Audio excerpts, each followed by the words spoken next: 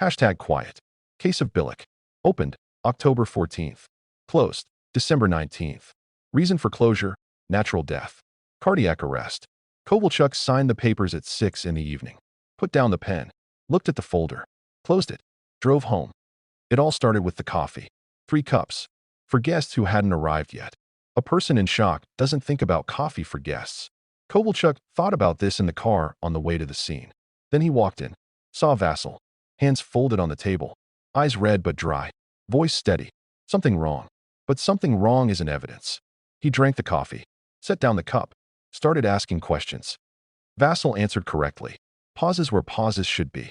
Voice that barely breaks on the right words. Her name. Last night. She just lay down. Everything correct. Too correct. But too correct isn't evidence either. Kovalchuk wrote it down. Thanked him. Left. Sat in the car and opened the bottom drawer, figuratively. He kept the brown folder in his head. Moros also drank coffee while she lay in the morgue. That evening Vasil sat by the window and analyzed Kovalchuk. Experienced. You could tell by the way he used silence. Most detectives fill silence with questions. This one didn't. He gave silence and watched what you did with it. Vasil did nothing with it. He also knew how to stay silent. But he felt something in Kovalchuk's eyes. Not suspicion. Deeper than that. Recognition. Like the detective had seen this before. Not this apartment and not this situation. Something in Vasil himself. That was uncomfortable. Vasil finished his coffee and started thinking more carefully. Second visit, 3 days later. Kovalchuk asked to see the apartment. Officially, standard procedure. Vasil walked him through the rooms and watched the detective's eyes. Where he stopped longer. What he photographed twice. The kitchen held him for a minute too long. He looked at the knife block. At the sink. At the dish towel. Then asked, "Did you eat breakfast that morning?" Vasil said, "No. I couldn't." Kovalchuk nodded. Wrote it down. Left without a word. Vasil closed the door and immediately went back to the kitchen. Looked at what the detective had seen. The knife block. One slot empty. A knife was in the dishwasher after dinner 2 days ago. He took the knife out. Put it back. Thought, a small thing. But small things accumulate. Kovalchuk sat in the car after the second visit and wrote notes. Not facts. Impressions. A man who didn't eat breakfast that morning but put out 3 cups for guests. A man who walks you through the apartment while watching you himself. A man who answers every question but never, not once, asks one of his own. Grief asks questions. Where is she now? Did she suffer? Will you find something if things weren't right? Vasil asked nothing. Kovalchuk opened his notebook and wrote 1 word. Moros. Then crossed it out. Different case. Different person. But he didn't drive away for another 10 minutes. Toxicology came back clean after 7 days. Kovalchuk read the results and thought about what he knew. A standard analysis doesn't look for everything. An extended panel requires grounds. Officially, there were none. He called the lab and asked off the record, could an extended panel be done for private payment without an official request? The technician said, possible, but no legal standing. Kovalchuk said, I don't need legal standing yet. I need to know. He paid himself. Cash. Out of his own pocket. Vasil found out about the extended analysis request through someone he knew at the lab. Not directly, through a person, through a conversation he'd arranged to overhear. He sat with this for an hour. The detective pays out of pocket. No official request. Officially, the case is moving toward closure. Unofficially, he won't let go. Why he won't let go, Vasil didn't know. And that was the worst part. He was used to understanding people. This one he couldn't fully read. He started moving. The following week, Vasil called Galina, Oksana's sister. They had never been close. Galina didn't like him and didn't hide it. That's exactly why he called her. He talked for 30 minutes. About Oksana. About small things he remembered. About the way she laughed. Near the end, he said quietly, I know you were never sure I was good enough for her. I want you to know, I understood that. And I tried every day. Galina cried.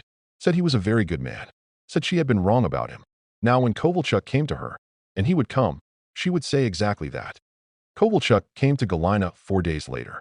She said, he is a very good man. He called after the funeral. Talked about Oksana like someone who truly loved her. Kovalchuk wrote it down. Thanked her. Left. Sat in the car and stared out the window. A man whose sister-in-law never liked him calls her a week after the funeral and talks for 30 minutes. Either grief looking for somewhere to speak, or work on a potential witness. He couldn't prove which. But he remembered. Moros also brought flowers to the first wife's mother after the funeral. Every week, while the investigation was open. The extended analysis came back 9 days later. Clean. Kovalchuk read the results twice, then called the technician and asked directly, if a substance clears the body in 8 hours and the analysis was done at 12, would we have seen traces? The technician paused, then said, no, we wouldn't have. Kovalchuk put down the phone. So either nothing happened, or someone knew exactly when the analysis would be run. The third visit was 2 weeks later, 7 in the evening. No call ahead. Kovalchuk wanted to see the reaction to an unexpected guest. Vasil opened the door calmly, invited him in, offered to eat together. They sat at the table and Kovalchuk ate the soup. Refusing would have closed the conversation, and thought about how this man was serving dinner to the detective who suspected him of killing his wife, without a single tremor in his hands. Near the end of the meal, casually, almost without inflection, Kovalchuk said, do you have other family? Brothers, sisters? Vasil said, no. I'm alone. My parents died long ago. Kovalchuk nodded. He knew the parents were alive. The mother in a care home outside the city. The father in another city with a new family. A small lie, but a lie. He went back to the office at 10 that night and opened the brown folder. Moroz's case.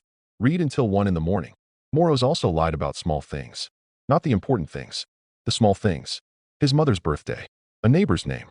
How many times a week he went to the gym.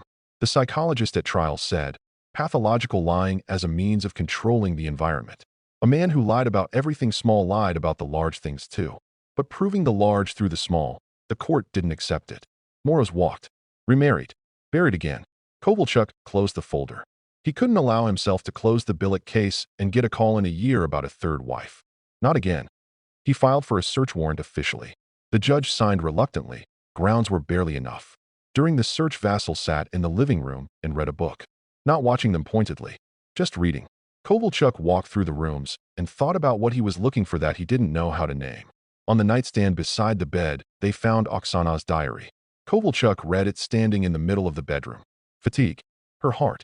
Fear she didn't want to show Vasil. He put the diary down. Left. Sat in the car and thought. Either this is the real diary of a woman who was afraid of her heart, or this is the most careful preparation he had ever seen. He couldn't tell the difference. That was the most frightening thing. December. The case had sat without movement for a month. Kovalchuk came back to it every few days. Looked at the photos. At the notes. At the clean toxicology. His supervisor called him in and said, close it. There's nothing here. Cardiac arrest with confirmed history. Close it and move to other cases. Kovalchuk sat and said nothing. The supervisor said, I know about Moroz, but this is a different case. You can't keep every peaceful death open because of one old mistake. Kovalchuk said, give me 1 more month. The supervisor said, 2 weeks. He spent 2 weeks on pharmacies. 3 pharmacies near Vasil's address. Nothing suspicious. Standard purchases. Familiar staff who remembered a pleasant, quiet man. Too pleasant. Too memorable. But that isn't evidence. He signed the closure papers on the last day of the deadline. At 6 in the evening. Held the pen over the paper for a long time. Signed. Drove home. Opened the brown folder. Looked at Moroz's photo. Didn't sleep until 4 in the morning. February. Kovalchuk was driving back from a routine interview on a theft case. Nothing interesting. Gray day. Gray traffic. Stopped at a red light at the intersection near Central Street. Stared out the window without thinking. And saw a man walking out of a pharmacy across the street. Gray down jacket. A bag in his left hand. That walk. Slightly forward. Left shoulder lower than the right. Kovalchuk watched. The man reached his car. Got in. Drove away. Green light. A horn from behind. Kovalchuk didn't move for another 30 seconds. Pharmacy on Central. Not his neighborhood. 5 kilometers from his building. 5 kilometers from work. He had checked 3 pharmacies near Vasil's address. 2 months ago. But only 3. He didn't go home. Parked. Walked into the pharmacy. Showed a photo. The pharmacist, a young woman, immediately said, yes, I know him. Pleasant man. Bought blood pressure medication a few times. Once asked me to print his purchase history. Said it was for insurance. Kovalchuk put his notebook on the counter. Insurance doesn't require pharmacy purchase history. Never does. A man who wants to know what a detective will find does. He made a list of every pharmacy in the city. 54. Started with the ones farthest from Vasil's address. He went himself. No assistance.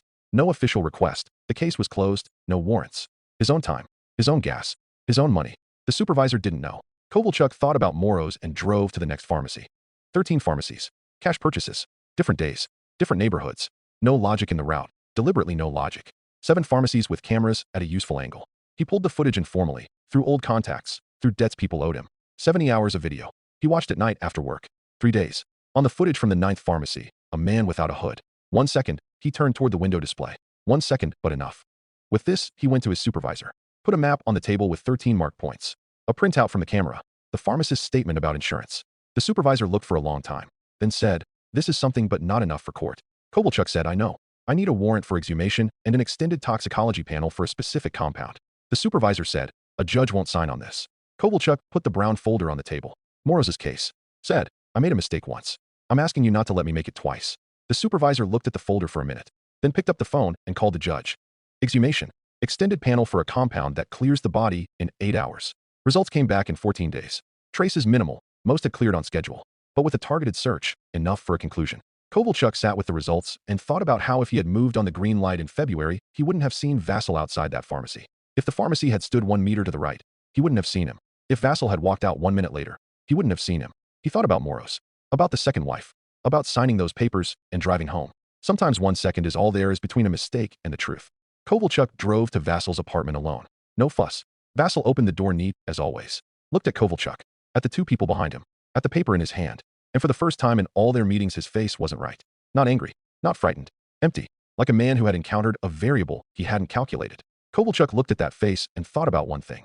Moros had that face too. But back then, Kovalchuk looked away. This time he didn't. At the interview the lawyer said, circumstantial. Coincidences. Circumstantial evidence. Kovalchuk laid everything out on the table without a word. 13 pharmacies. Cash. A map with a route that had no logic.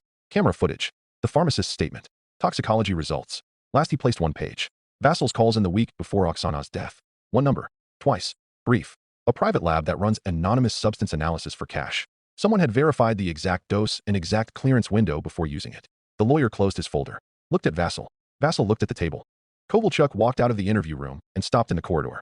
He took out the brown folder he had carried for 7 years. Dropped it in the waste bin by the wall. Walked away to write the charges.